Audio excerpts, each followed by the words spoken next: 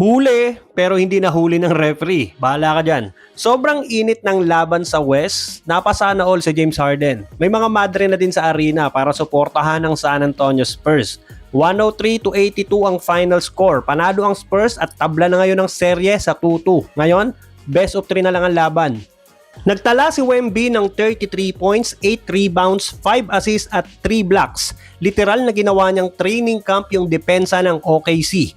Mas maganda ang ikot ng bola ngayon para sa Spurs. Nasermonan ata sila ni Coach Pop. Si De'Aaron Fox naman, naglaro pa din kahit laging questionable sa game. Solid all-around game para sa kanya. May 12 points, 10 rebounds at 5 assists. Samantalang sina Stephon Castle at Devin Vassell parehong may tig 13 points para tulungan ng Spurs.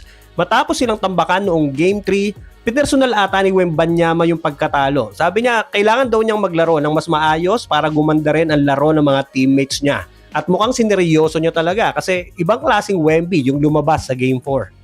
Pero bukod sa opensa, depensa ang naging armas ng Spurs kontra Thunder. 33% lang ang shooting percentage ng OKC sa buong game at 6 out of 33 lang sa tres. Baldugan. Well, pareho naman sila ng Spurs na hindi maganda ang shooting.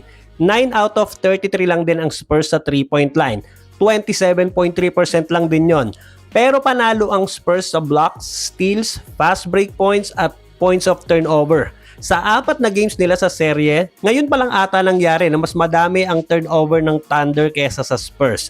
At isa pang dahilan ng talo ng Spurs sa Game 3, bench points. Ngayong Game 4, maganda ang pinakita ng bench ng Spurs at nilimitahan lang din nila ang mga kamador ng Thunder sa bench. Lamang din ng San Antonio sa free throws, 24 of 32 sa kanila at 16 of 18 lang para sa OKC.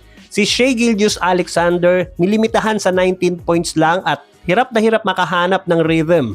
6 for 15 lang ang shooting niya buong gabi, pero perfect 7 of 7 sa free throws.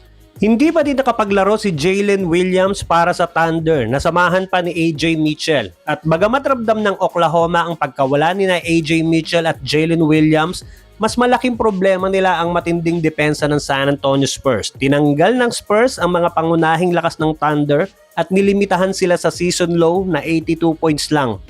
Umpisa pa lang ng game, mainit na talaga ang San Antonio at kita mo sa kanila yung gigil nila na makabawi. Mahirap ka naman mabaon sa 3-1. Lahat ng 10 field goal ng Spurs sa first quarter, lahat ng galing sa assist. Patunay na napagalitan sila ni Coach Pop dahil parang nakita na naman natin ang classic ball movement ng Spurs summertime. Hindi pa natatalo ang Spurs ng 3 sunod na games buong season. Kaya mukhang buhay na buhay pa talaga ang kumpiyansa nila. Mahirap talaga makipagsabayan sa Thunder pagdating sa opensa. Kaya parang ang tanging way para talunin sila ay pigilan o tamang pagdepensa lang sa kanila.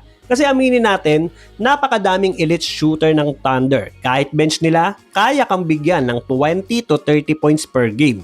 Kaya kung palambot-lambot ka at hinahayaan mo silang magtititira ng tres, yari kayo dyan. Pag naman masyado kang gigil para depensahan sila, yari ka naman sa fouls at sa free throws. Yung mga maling tawag, wala na tayong magagawa dyan. Sabi nga ng mga matatanda sa probinsya, kasama daw ang gulang sa laro. Kailangan mo lang makipagsabayan dahil hindi ka naman mananalo kakaiyak sa mga referees. Ngayon, tabla na ang serye sa 2-2. Kung sa Eastern Conference, parang medyo lumilinaw na ang lulusot sa NBA Finals, sa West, malaking palaisipan pa din. At magiging critical ang laban sa Game 5 dahil sabi nga nila, ang nananalo ng Game 5 ang kadalasang nananalo sa serye. So, sino sa tingin mo? Spurs o Thunder? Comment ka naman sa baba. Paki-like and share naman ang video. At baka naman, paki-subscribe na din ang ating channel para sa mga susunod pang NBA Kwentuhan.